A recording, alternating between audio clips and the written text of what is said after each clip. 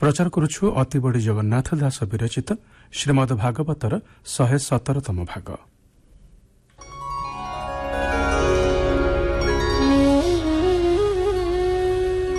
नारायणं नमस्कृत्य नरं चैव नरोत्तमं देवीं सरस्वतीं व्यासं ततो जयमुदीरयेत्।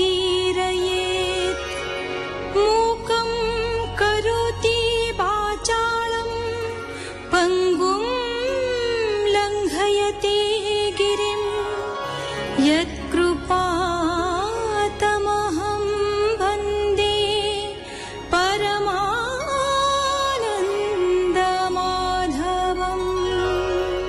कबीरधानଙ୍କ पुत्र प्राचीन बरहिष नाम धारण करी राजा हेले। तांकर हेला 10 कुमार, समस्तंकर रूप और आकृति समान। तेणु सेमाने गोटिए नाम प्रचेतस रूपे परिचित हेले। सेमाने पितांक उपदेश क्रमे समुद्र निकटवर्ती एक सरोवर पाखरे तपस्या कले। एही समय सेमाने शिवंकु देखि तांकर स्तुति कले। रुद्र सेमानक उपरे प्रसन्न होई कहिले जे विष्णु ही सर्पमय कर्ता। से रुद्र रूप धारण करी प्रलय करते, ब्रह्म रूप धारण करी सृष्टि करते। रुद्र प्रचेता 10 भाई को जहा कहले ताहा रुद्रगीता रूपे ख्यात। मैत्रेय विदुरंकु रुद्रगीतार महत्व संपर्क रे बुझाई देले।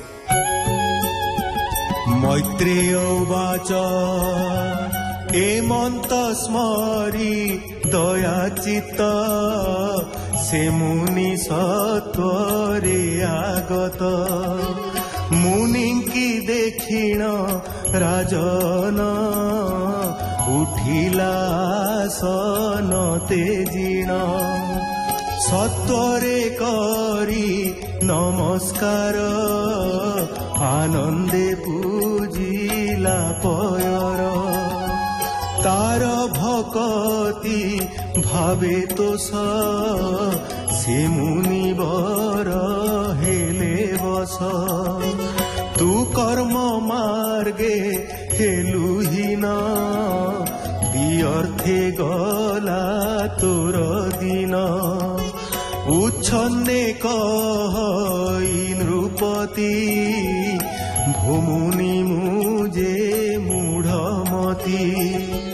प्रसन्ने कह मुनिवर मुतुम्भ चरणे किंकर। हेमंत तार वाक्य सुनी अति आनंदे देव मुनि।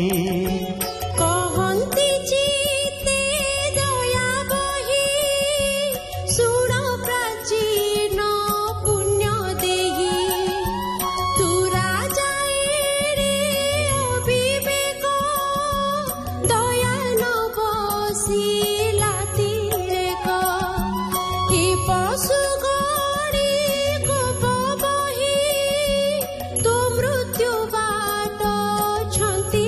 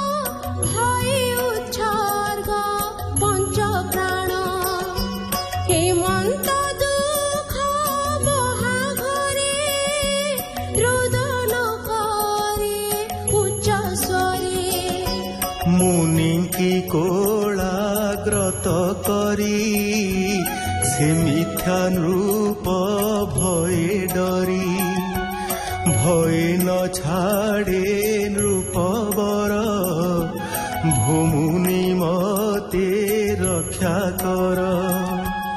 ଏ ମନ୍ତ ଶୁଣି ମହାରୁଷି ରାଜା ବିଭ୍ରମେ ମନ୍ଦେ ହସି ଶୁଣ ସୁମନେ ନୃପବର କହିବା ଏଥିର ବିଚାର। ଶ୍ରବଣେ ହେବ ତୋର ଜ୍ଞାନ ସେ ପୁରଞ୍ଜନର ଆଖ୍ୟାନ। ସେ ପୁରଞ୍ଜନ ଏକ ରାଜା ପୂର୍ବେ ସେ ଥିଲା ମହାତେଜା। ତା ନିଜ କାମ ପୂର୍ଣ୍ଣ ପାଇଁ ସେ ରାଜା ସନ୍ତତେ ଭ୍ରମଇ। କାମିନୀ ରତ୍ନ ସେହି ବନେ ଆସି ଯେ ଥିଲା ସ୍ୱଚ୍ଛ ମନେ।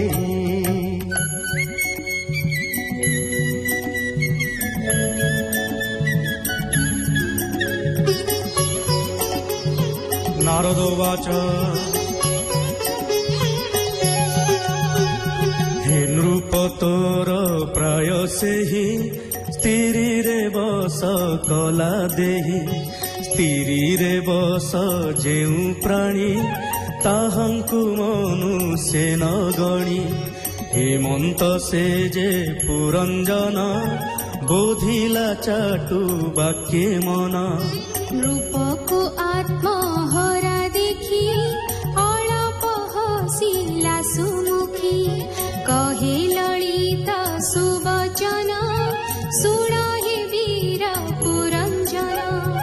ଆମ୍ଭର ଭର୍ତ୍ତା କେହି ନାହିଁ ବିହାରୁ ଏ ପୁରରେ ରହି।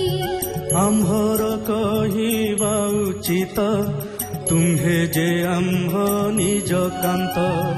ଏବେ ଆମ୍ଭର ସଙ୍ଗେ ତୁମ୍ଭେ ସୁକୃତ କରି ରହ ଦମ୍ଭେ। ତାବ ସେ କହେ ଚାଟୁବାଣୀ ଭୋକା ମାନଳ ଉଦ୍ଧାରିଣୀ। ଭୋସ୍ତିରୀ ରତ୍ନ ସୀମନ୍ତିନୀ କେ ତୁମ୍ଭ ପିୟାର ଜନନୀ। ତା ବାକ୍ୟ ଶୁଣି ନ ହରସି ସେ ନାରୀ କହେ ମନ୍ଦ ହସେ।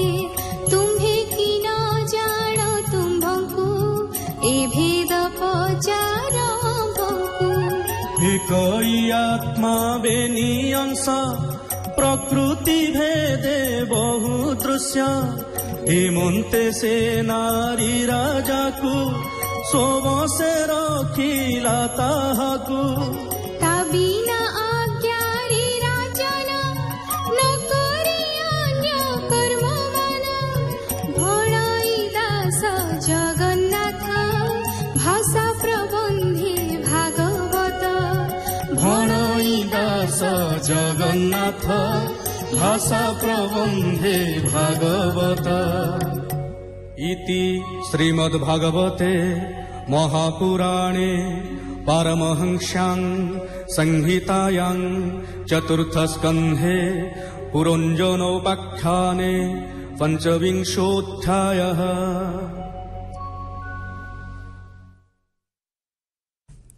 ଶୁଣୁଥିଲେ ଅତିବଡ଼ି ଜଗନ୍ନାଥ ଦାସ ବିରଚିତ ଶ୍ରୀମଦ୍ ଭାଗବତର 117ତମ ଭାଗ। ବେତାର ସମ୍ପାଦନା କରିଥିଲେ ଡକ୍ଟର ବୈଷ୍ଣବ ଚରଣ ସାମଲ। ସଙ୍ଗୀତ ପରିଚାଳନା କରିଥିଲେ ଶାନ୍ତନୁ ମହାପାତ୍ର।